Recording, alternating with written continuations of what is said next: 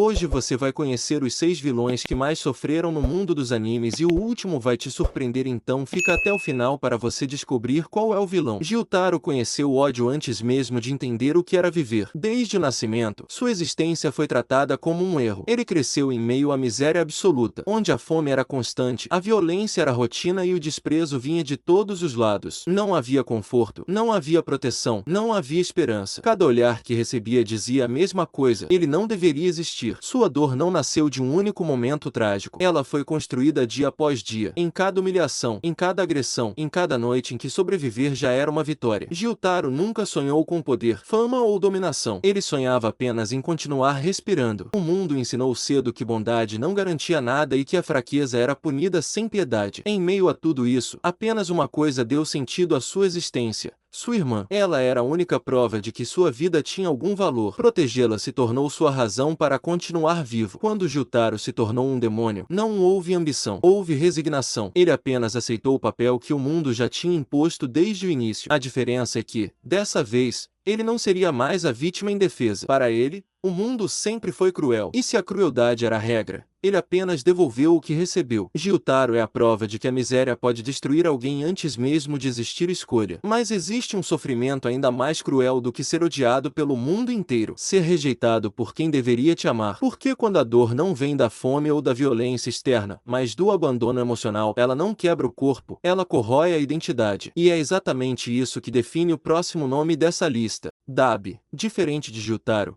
Dabi não nasceu odiado pelo mundo. Ele nasceu querendo ser amado. Desde pequeno, Toya Todoroki foi criado com um único objetivo: corresponder às expectativas do próprio pai. Ele não era visto como um filho, mas como um projeto. Seu valor vinha condicionado ao desempenho, à força, ao quanto ele se aproximava do ideal que esperavam que ele fosse. Mas quando seu corpo começou a falhar, quando suas chamas passaram a machucá-lo, o orgulho se transformou em decepção, e a atenção virou silêncio. Toya não foi apenas rejeitado, ele foi substituído, ignorado, descartado e dado como morto. Ele cresceu acreditando que sua existência não tinha importância alguma. O abandono não destruiu só seus sonhos, destruiu sua identidade. Foi ali que Toya deixou de existir, e Dabi nasceu. Cada chama azul que envolve seu corpo não representa apenas poder, representa dor constante, ressentimento acumulado, um grito silencioso por reconhecimento. Dabi não quer aprovação, ele quer que o mundo veja as falhas que o criaram. Ele não luta para salvar ninguém, ele luta para expor a verdade, mesmo que isso signifique se consumir por completo no processo. Porque quando alguém cresce sem amor,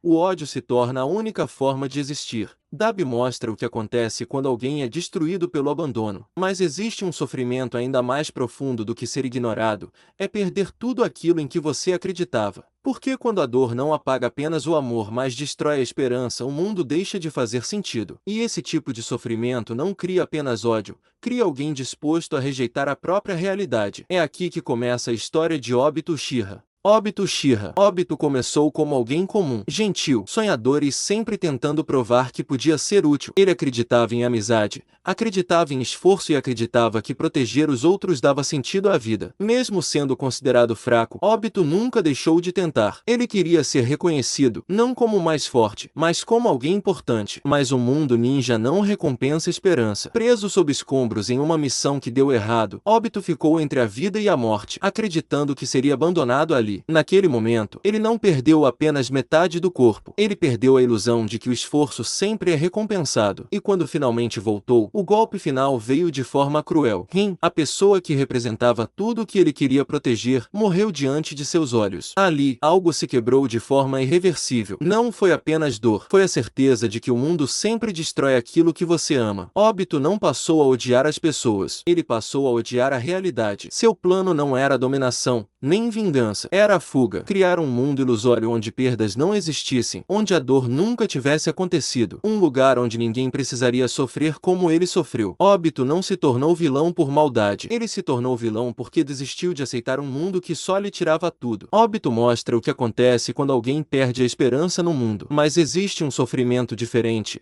O sofrimento de cair do topo direto para o inferno. Porque quando alguém cresce acreditando ser intocável e descobre, da forma mais cruel possível, que o mundo não não tem piedade, o resultado não é tristeza, é ódio absoluto. E ninguém representa melhor essa queda brutal do que Dom Quixote do Flamingo. Dom Quixote do Flamingo. Do Flamingo nasceu acreditando que era um deus. Desde pequeno, viveu cercado por luxo, proteção e poder absoluto. O mundo existia para servi-lo, e nada parecia capaz de ameaçar esse status. Até que tudo foi arrancado. Em um único momento, ele deixou de ser intocável e se tornou alvo. Humilhado, espancado, caçado e forçado a implorar por sobrevivência, do Flamingo descobriu da forma mais cruel que o mundo não respeita títulos, respeita a força. Ele viu sua família sofrer, viu seu pai implorar por misericórdia, e viu que ninguém veio ajudá-los. Quando matou o próprio pai, não foi apenas um ato de ódio, foi o rompimento final com qualquer ilusão de bondade. Ali, do Flamingo decidiu que nunca mais seria fraco. Nunca mais pediria nada a ninguém. Seu sorriso constante não é alegria, é desprezo. Desprezo por um mundo que o jogou no chão e esperou que ele morresse. Desprezo por uma sociedade que pune a fraqueza e recompensa a crueldade. Do Flamingo mostra o que acontece quando o mundo ensina que a crueldade é a única lei. Mas existe um sofrimento ainda maior do que a queda individual. O sofrimento de crescer em um mundo onde a guerra nunca acaba. Porque quando a dor não atinge apenas uma pessoa, mas uma geração inteira, ela deixa de ser trauma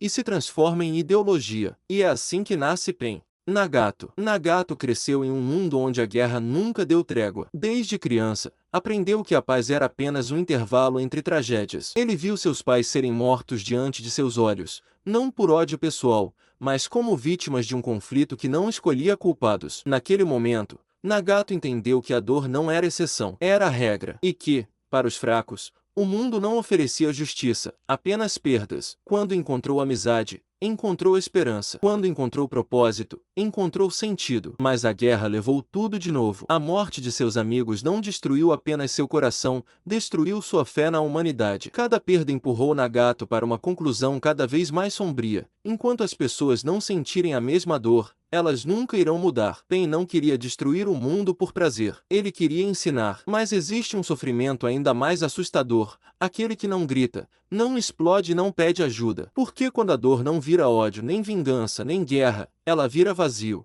Johann Liebert. Johann não grita, não odeia, não se desespera. Seu sofrimento não é visível, é silencioso. Desde pequeno, Johann foi tratado não como uma criança, mas como uma ideia, um experimento. Privado de identidade, de afeto e de qualquer senso de pertencimento, ele cresceu acreditando que sua própria existência não tinha valor algum. Diferente dos outros, Johann não foi quebrado por um único trauma ou por uma sequência de perdas explosivas. Ele foi lentamente apagado. Ensinaram a ele que desaparecer era virtude, que não deixar rastros era o ideal, que existir era um erro. E quando alguém cresce acreditando que não deveria existir, o mundo inteiro perde o sentido. Johann não quer dominar, não quer destruir cidades, não quer ser lembrado. Ele quer provar que a vida não tem significado algum. O verdadeiro terror de Johann não está em seus atos, mas na calma absoluta com que ele age. Ele não busca justificativas, não busca vingança. Seu vazio é tão profundo que engole tudo ao redor. Johann representa o sofrimento final. A dor que não explode, apenas apaga.